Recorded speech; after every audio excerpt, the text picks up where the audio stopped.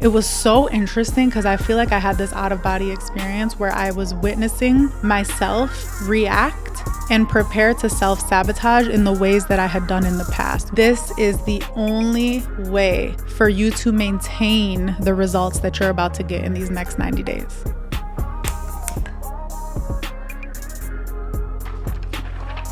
You have literally had all of 2024 to become her. So enough becoming, and let's just be her, shall we? You are officially tuned in to Already Her October. This is episode 1 of my limited series. Already Her basically relies on the premise that in order to get everything that we want, we need to act like the person who already has it. Today, I'm gonna go through my 3 rules that I'm personally applying to help me implement the plan that we set forth at the beginning of this month. So if you want a plan like that, feel free to dive into my last video and then meet us back here. If you're new here, hello my love. My name is Rima, your tough, loving big sis who takes her own advice, as you will see in this video. And you are officially tuned in to Rima's rules throughout the entirety of the rest of the year. I'll be holding myself accountable to documenting my weight loss journey. Even if you're not trying to lose weight like me, just keep in mind the goal that you have for this next 90 days. I promise you, as you follow along and hear about my implementation plan, it will spark some ideas for how you can implement the plan that is going to activate the goal that you want to see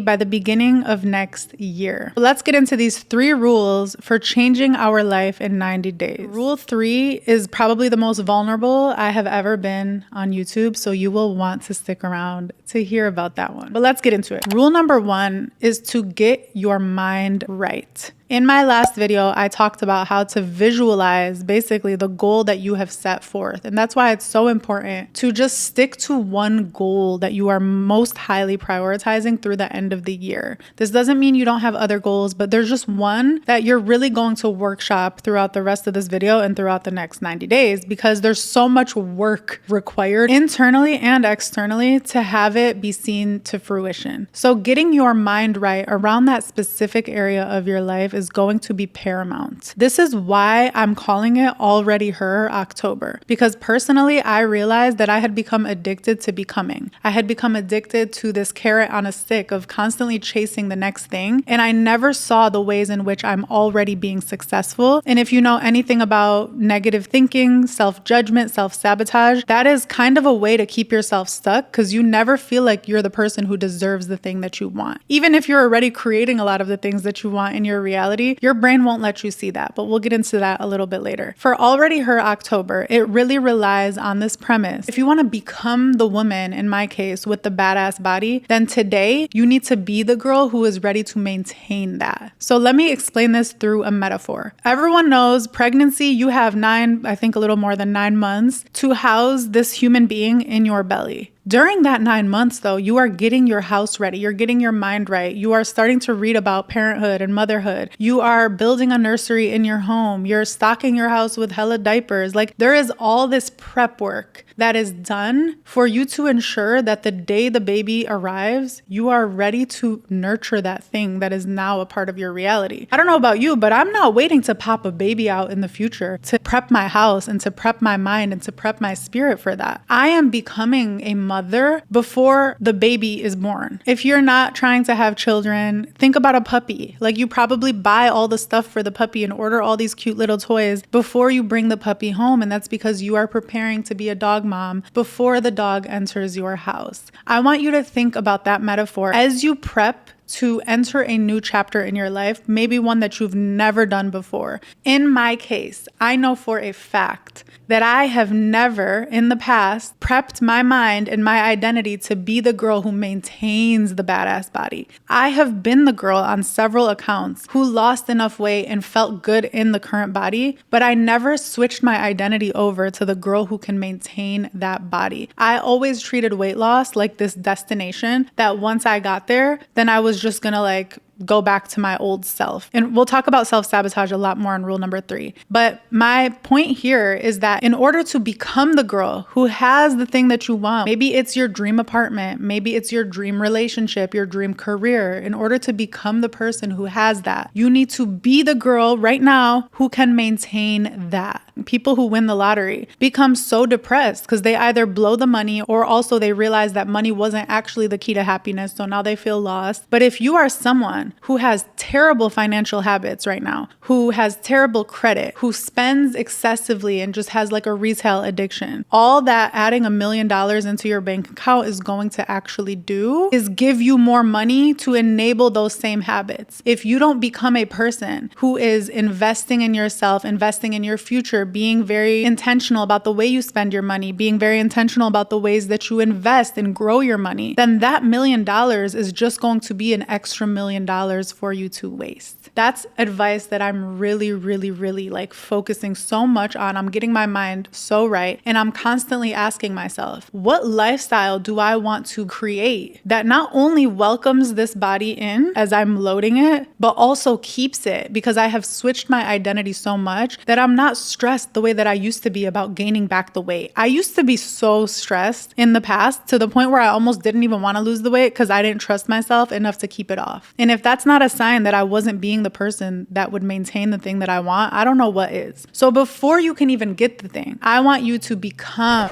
Stop becoming. Don't become. I'm so sick of that word. I want you to embody right now. Be the girl who already has it. We talk about that so much in manifestation, but I really wanted to give you a practical explanation of what that means. You're not only holding the feeling state of the person who is healthy and happy and feeling good, but you're also kind of building the habits of the person that is ready to welcome that thing into your figurative home. Rule number 2, in order to see something different, you need to be someone different. I am speaking to this specifically through the lens of trying new things. This is not me being cliche and saying, try new things. This is me literally speaking to the laws of quantum physics. And the laws are literally, in order to change how you're programmed, you need to literally break the habit of who you used to be. I talk about Joe Dispenza's Breaking the Habit of Being Yourself pretty much in every video because that book changed my whole life and my whole perspective on this. The idea is if you just literally do things differently tomorrow than how you've done them, you are going to become somebody different. That version of you is loading. You are literally going to see something different in your reality. It is law. It is guaranteed. And I'm specifically doing this through what I call running experiments because I like to be nerdy and kind of scientific with this stuff. It helps detach me from the external results. In the past, when it came to my body and weight, I became so obsessed with seeing the results, which is not a healthy way of thinking because, again, we'll talk about self-sabotage in a little, but a portion of self-sabotage is you won't even let yourself see your reality for what it is. So that was naturally putting me in this cycle of feeling like I'm just not doing anything different. Now that I've learned about manifestation, I understand that as long as I'm doing different things than the person that I was yesterday, it is guaranteed that I'm going to see results that I've never seen before because I'm doing things that I've never done before consistently. And if you did watch my 90-day reset video, that's literally one of the steps, is like helping you embody the person that has the stuff that you want. And then from that perspective, from that embodiment, think of things that that person would do. That being said though, the reason I'm calling these experiments is because you also have permission to change course, like fail fast. Don't give up on the goal that you're setting,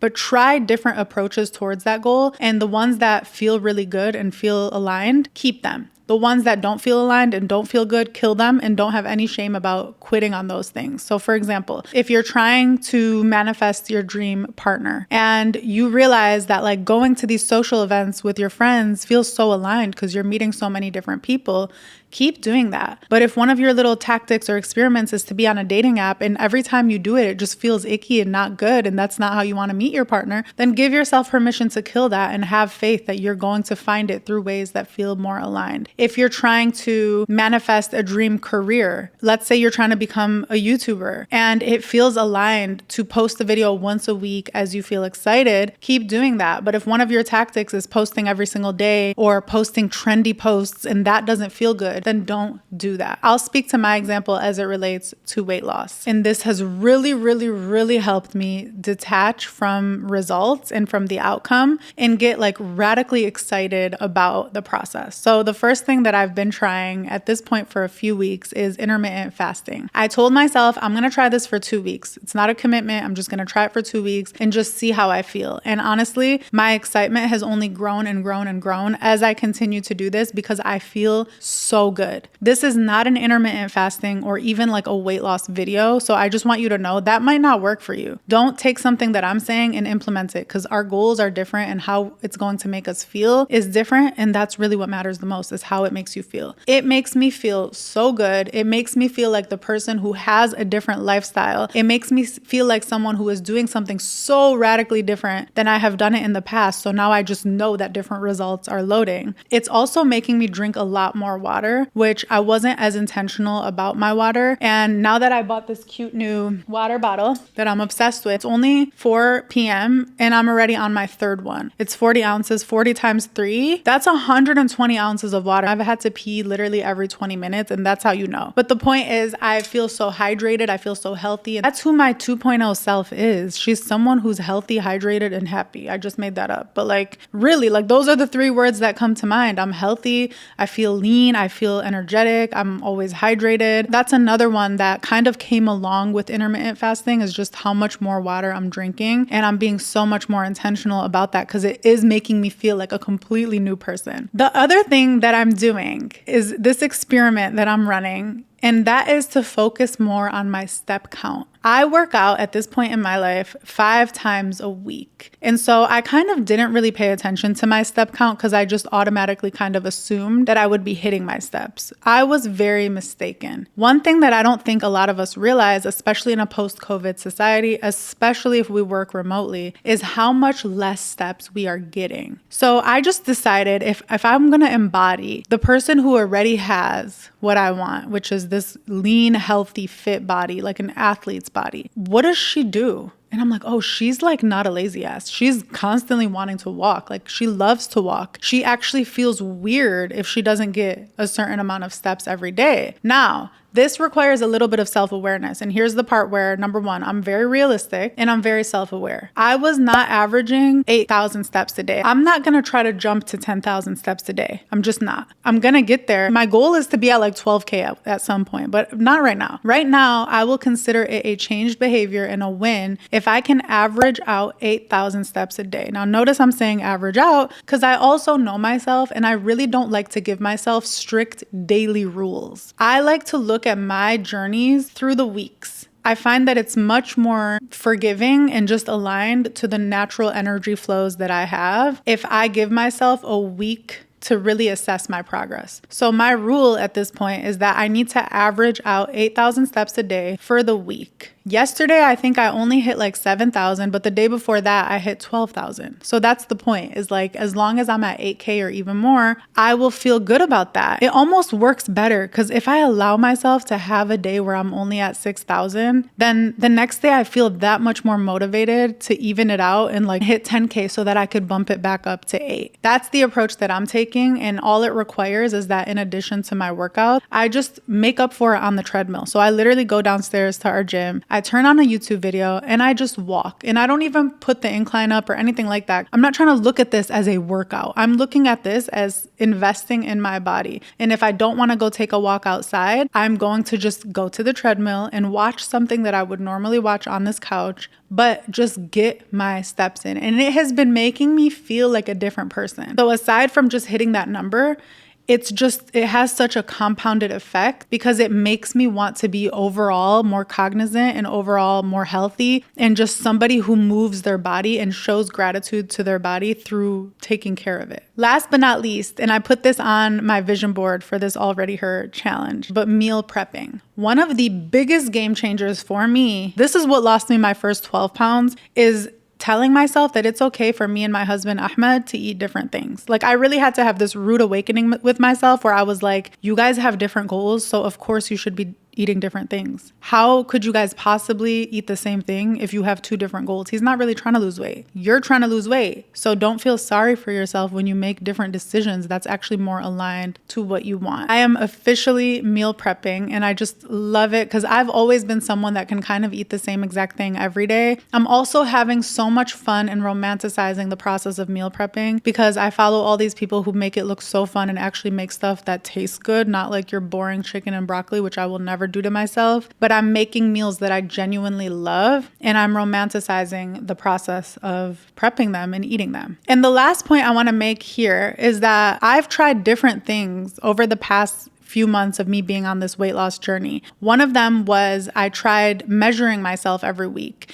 and that quickly felt misaligned, so I stopped doing that. Another one was that I was calorie counting and that felt extremely misaligned as well, and so I stopped doing that. And that's what I mean by like, in order to find the things that feel aligned, there's natural trial and error that needs to be built into your process. Please do not make the mistake of committing to a goal, but then being angry at yourself for not sticking to the same exact habits on day 1 as you do on day 30. Like your plan should evolve. I used the analogy last time of like even AI, which is a robot, adapts with new information. So as you are implementing this plan towards your goal, stay hyper focused on where you're trying to go, but allow yourself to change course and change routes just like your GPS would as it realizes there's a traffic jam or an accident. Like allow yourself the flexibility of getting there in the way that feels the best to you, not just because that's probably the only way you're really going to get there is if you give yourself that flexibility. But more importantly, in order to literally embody the person today who already has it, you need something that feels aligned enough for it to be a sustainable lifestyle. So if you're force feeding yourself stuff that you hate right now, not only will it be more difficult for you to get there, but after you get there, you're going to abandon ship because you didn't like the habits that got you there. If intermittent fasting feels like death to you, do not do that. If you would rather count your calories or count your macros or just focus on eating whole foods, whatever you want and feels more aligned, do that. There's a million ways to get to where you're trying to go. There's not one right answer. Intermittent fasting is finally the thing that I've found that actually works with the way I think and the way my body works. And so I love that. If I didn't abandon calorie counting, I wouldn't have been open to a new solution. So just be flexible, be open to a new solution. It's going to make you so much better. And it's going to literally help you embody right now the person who not only can get the thing that you want, but more importantly, who can maintain it. Rule number 3 is to do the shadow work.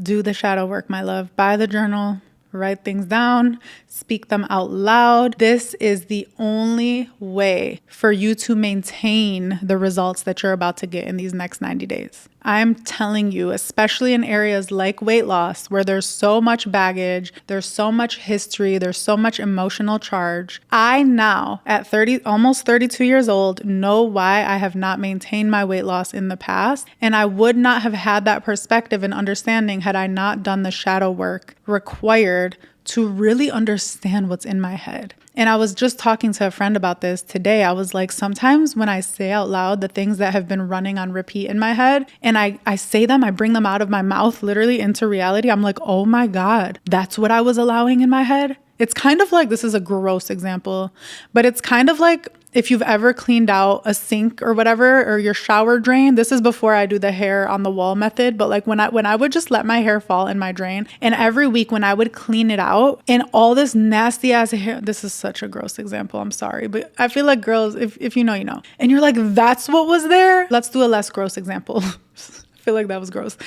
I went to Sephora, I did this like deep cleansing facial, and she like showed me in the water what was all underneath my skin. And I'm like, oh my God, that was there all along. That's how I felt now that I'm holding my thoughts accountable and examining them. That's how I felt when I said things out loud or wrote them down. And I'm like, whoa, that was living in my head for years. And I just allowed it to stay there. No wonder I felt bad. No wonder I wasn't feeling good about myself. No wonder I found it so challenging to get the things that I wanted. So before I get into the rest of this, I want to tell you a story that happened a few weeks ago. So I told you guys in the In Those Jeans series that I'm not measuring myself or even weighing myself anymore, but I'm instead getting a DEXA scan. I got my DEXA scan on August 31st and then scheduled another one for the end of September. Now, I'll get to what happened in that month in a second, but when I went to my second DEXA scan, I was fully expecting to have lost weight, lost body fat, maybe even gained some lean muscle. And when I saw my results, I gained a percentage of body fat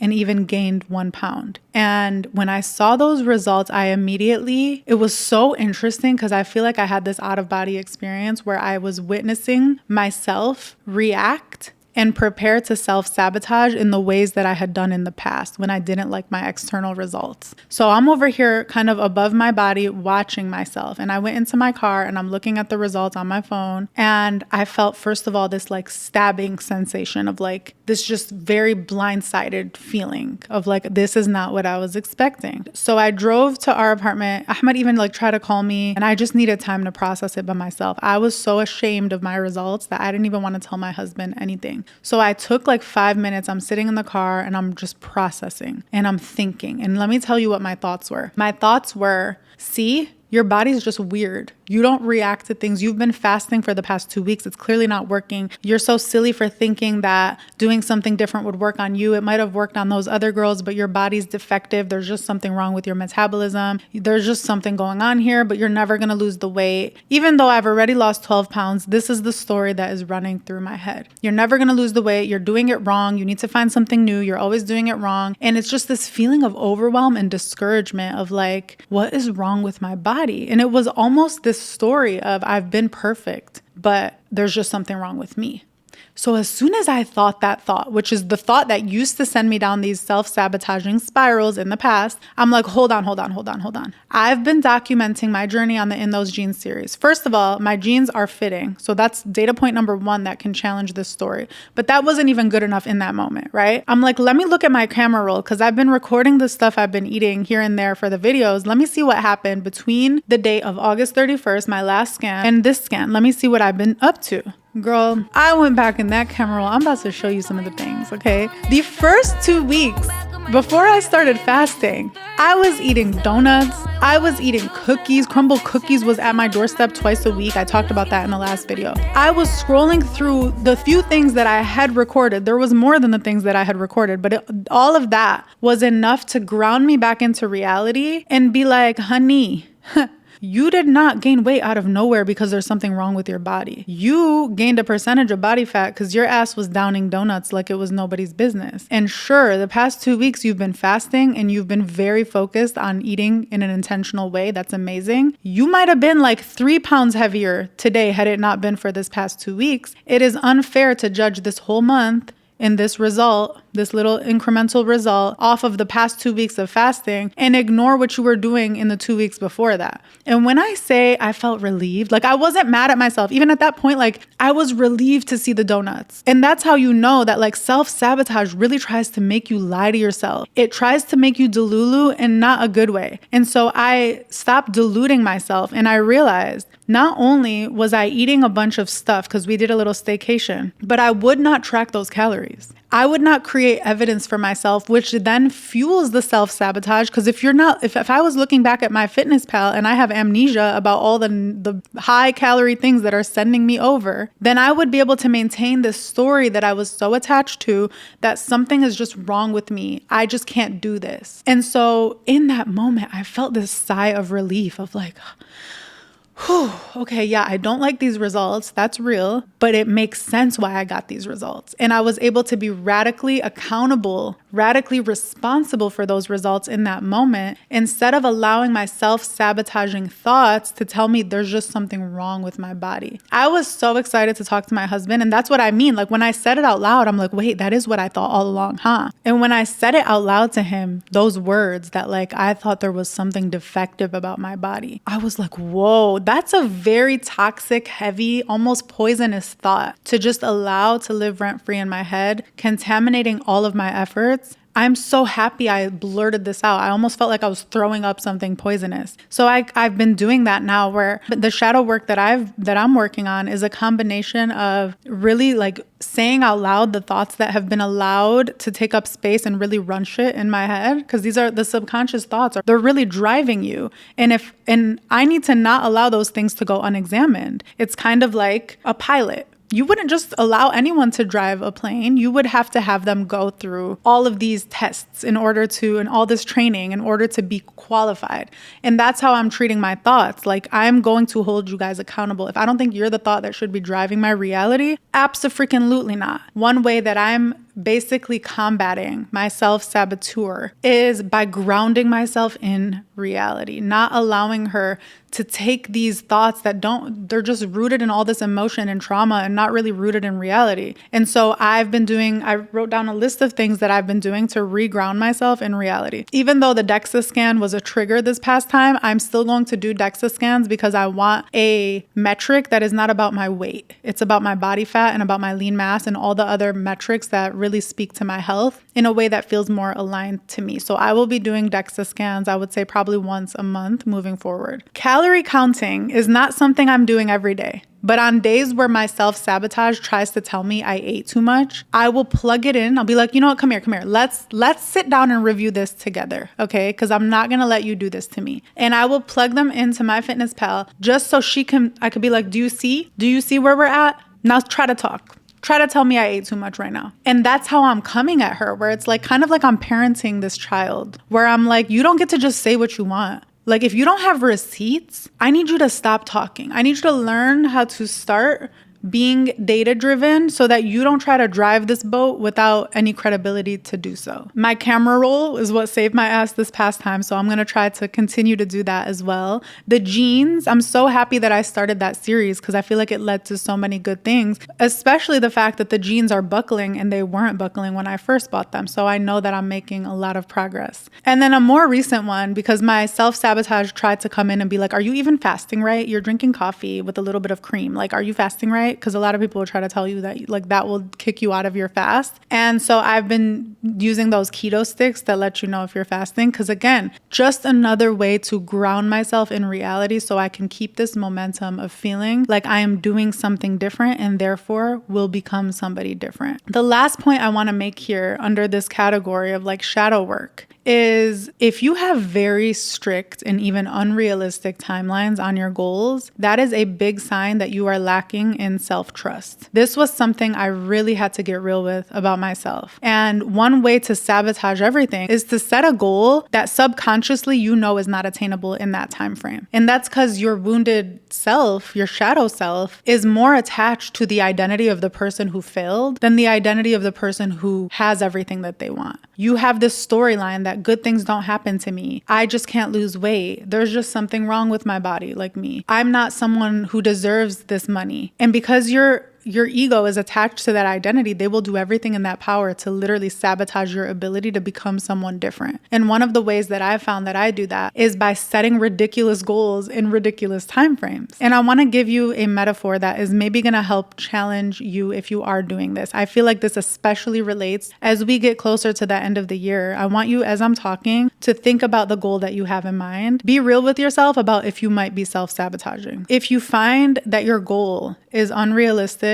or the timeline that you're putting on that goal specifically is unrealistic, whether it's weight loss, career goals, relationship, that is a sign that you either don't trust yourself to create that in your reality, or you also don't trust God to do that for you. And that's okay. Like, if you find that that might be true, if these words are resonating, the last thing you want to do is to judge yourself for it, because that's not going to help your self-trust. Don't judge yourself for it. Understand that it's coming from somewhere. Somewhere along the lines, you don't feel like you deserve to be trusted, or you don't feel like the world or God has had your back. And that's a very important data point to consider. But in order to get the things that you want, you need to embody the person who believes that they can have it. You need to embody the person who already has it. And the version of you who already has it, my love, like they know it's coming. They're chill. The metaphor that I want to give you here is when you order DoorDash or Uber Eats or whatever, you don't sit on your phone like a sociopath and just stare at the thing until the food gets to your door. And if you do, you have way bigger issues than what we're talking about in this video, and you need to go take care of them. But I'm confident that you don't do that. I'm confident that what you do is something a little bit like this. You order your DoorDash, you set your phone aside, you might even put it on charge, you go take a shower, you light some candles, you do some work around the house,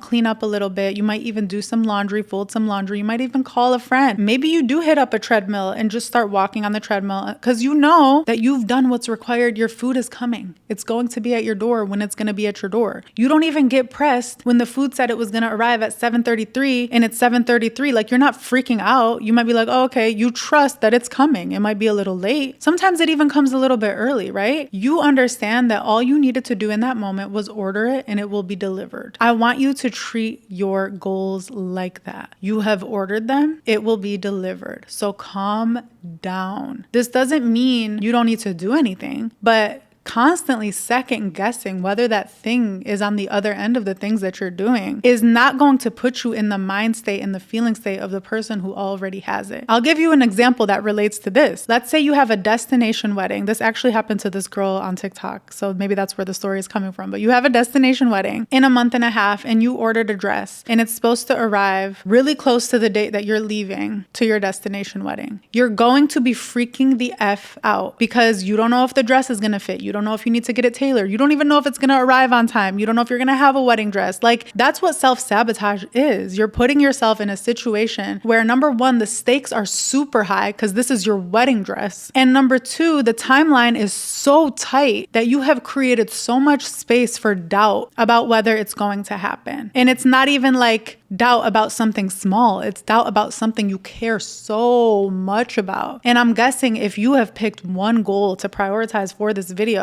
it is the thing that you care the most about. So there's already potential for built-in desperation here. Do not fan the flames of that attachment by shortening the timeline so much so that there's a high likelihood it will not happen in that time frame. All that will do is put you in the same desperate energy as homegirl who was waiting to see every single day whether her wedding dress would arrive in time. Spoiler alert, her wedding dress arrived and she had to get it tailored and had to have one of her guests who was flying later than her bring her dress to her. Imagine how she felt on her wedding. Do you want to feel like that when you have everything you want in life, that it just barely arrived and you didn't know if it was coming? And is that how you want to feel about your future relationship? Is that how you want to feel about the job? Do you want to constantly be in such high stress that even when you get everything you want, you didn't know if it was going to happen? That's not how I want to feel. For me, 10 pounds now through the end of the year is very realistic. And it's kind of the energy that I felt at the beginning of my In Those Jeans series, where I'm giving myself a couple months to drop 2 jean sizes. And I straight up said on episode 1, if this doesn't happen by my birthday, I'm not going to stop. Because I know that my body goals are something that I trust are coming. And I don't need them to happen by a certain date for me to feel good. That's just self-sabotage speaking. Don't get me wrong. It's fun to have challenges. It's fun to do 90-day resets. It's fun to have a timeline. All I'm asking is that you give yourself enough flexibility to ensure 2 things. Number 1, the goal is not ridiculous within that time frame. And number 2, if it doesn't happen on that exact date, you're not going to be mad at yourself for it. Don't allow your self-sabotage to keep you in a perpetual state of desperation and disappointment. This is supposed to be fun. So examine your goal for the next 90 days and please make sure that it's something where the first feeling that pops up is excitement, not doubt. And if the first feeling right now that pops up is doubt, rearrange that goal to make it something that feels more realistic to you. It's not about what the world tells you is realistic. Bump that. But to you, what feels realistic to you, so that the number 1 emotion can be an excitement and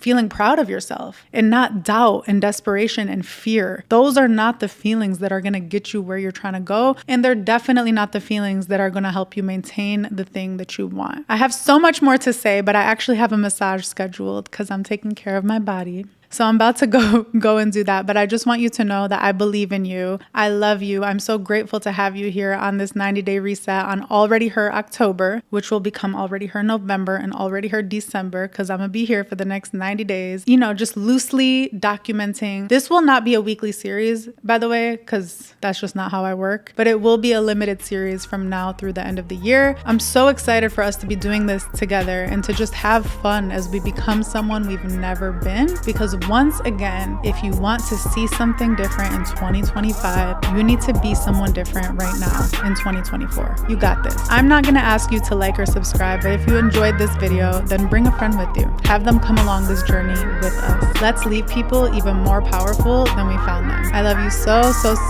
much, and I will see you on the next one. Bye.